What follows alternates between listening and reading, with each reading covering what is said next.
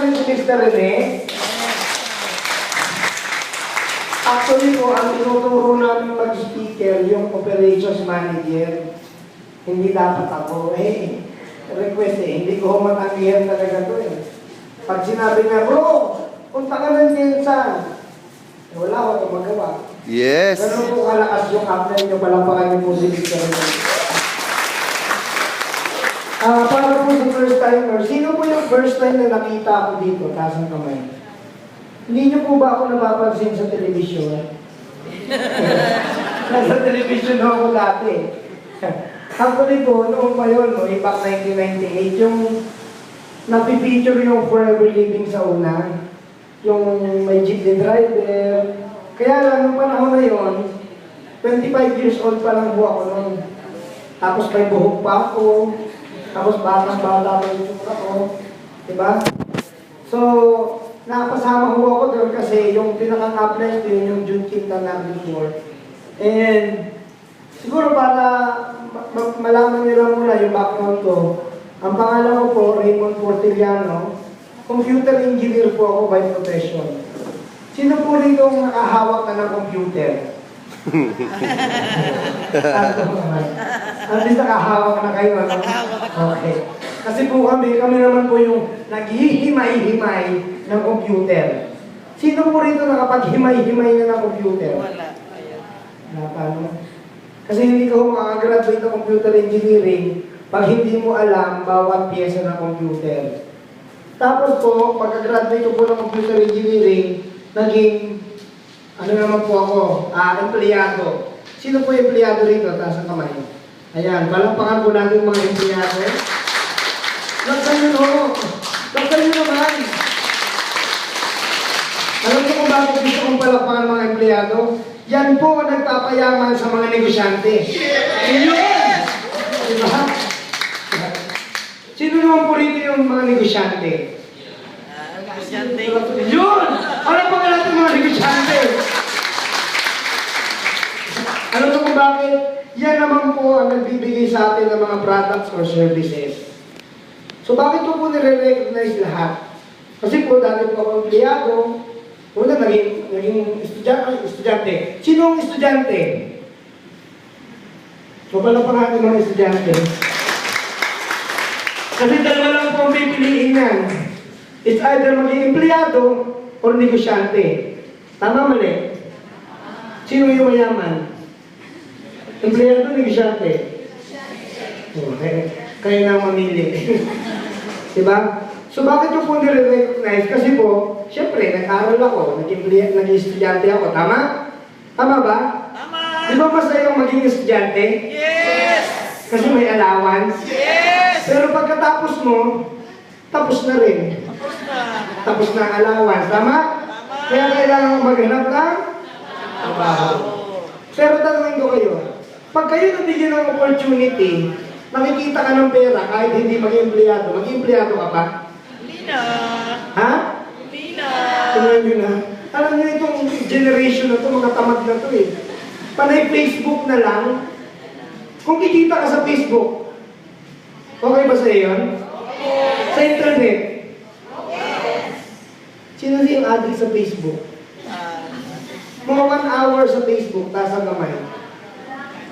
Alam niyo yung mami ko, 64 years old. Sabi niya, anak, where are you na? Sabi ko, ba? Nasa Facebook ka na, mother? Sabi niya, oo, ang dami ko ang like eh. Like. Can you imagine? Sino mag-aakala na ang 64 years old tong mother may introduce sa Facebook? Samantalang nung binigyan ko siya ng cellphone, itinatapon niya. Ngayon, sabi niya, anak, bilhan mo naman ako ng tab. Sabi ko, ambisyosa ka. So, bakit ko po kinikwento? Kasi po, talagang, pagdating po sa system, pagdating po sa computer, talagang in love po ako dyan. Kaya nga po nag-computer engineering ako eh. Tama? Sino po rin yung nag-aral na mahal niya talaga yung karir niya? Sino yung nakigaya lang kasi uso daw ang nursing, yun ang pinakuha sa kanya. Alam niyo po, marami po akong subject. Electrical engineering, kick out ako. Tapos, computer programming, drop out ako. computer engineering pa sang awa. Alam niyo kung saan ko ako pinulot? Sa networking. Diba? Sino po rito yung negative sa networking? Sige na. Hindi naman namin kayo palalayasin eh. Sino po rito yung naniniwala sa networking? Ayan. Okay. Way back na 1998 po, hindi ganun kadali mag-introduce ng networking, di ba? Siguro kahit ngayon, pag ikaw na-recruit ka sa isang networking, negative ka kaagad. Tama mali? Di ba negative ka? Di ba?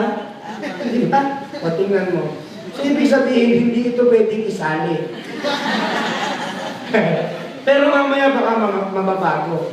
Kasi ako po, nung na-invite ako, sabi ng kaibigan ko, pare, magkita tayo sa Green Hills. May papakita akong maganda. Eh pag sinabi mo sa akin maganda, yes kagad ako dyan. Diba? Sino ba hindi sa magaganda rito? Taas ang kamay. Yes! Diba? Bakit? Alam mo pumunta ka kung pangit. Tama? Tama. Paano sinabi sa inyo rito? Pero daw maganda, no? Tama? Yes. Magandang sistema, magandang kitaan. Magandang yayaman ka. At yayaman ka. Yes. Diba? Pero yung iba, hindi na naniniwala sa pagyaman. Sino po yung hindi na naniniwala? Yan talaga, palalayasin ko na yan. Bakit? Ako po kasi, nung na-invite ako noong 1998, isa lang ang sinabi sa akin, pare, may papakita ko sa iyo maganda. Pwede tayong yumaman. Sabi lang sa akin, ha, pwede tayong yumaman. Eh ako po talaga, malaki yung pangarap ko. Kasi taga-barangay Kamuhagin po ako eh. Sabi ko sana naman, yumaman ako. Yung sa makikita ko ngayong gabi. Sabi lang niya sa akin, dapat kasi open-minded ka. Pag nakinig ka doon sa... Hindi pa ako nakakapasok sa seminar room, ino-orient na niya ako. Pare, may makikita kang parang hindi mo makakapaniwalaan, pero dapat open lang yung mind mo. Diba? Kasi pag sarado yung mind mo, hindi mo siya maintindihan. Hindi ka nayayaman. Pag hindi mo siya naintindihan, habang buhay ka ng empleyado, eh natatakot ako. Kaya sige, open yung mind ko, open yung mind ko.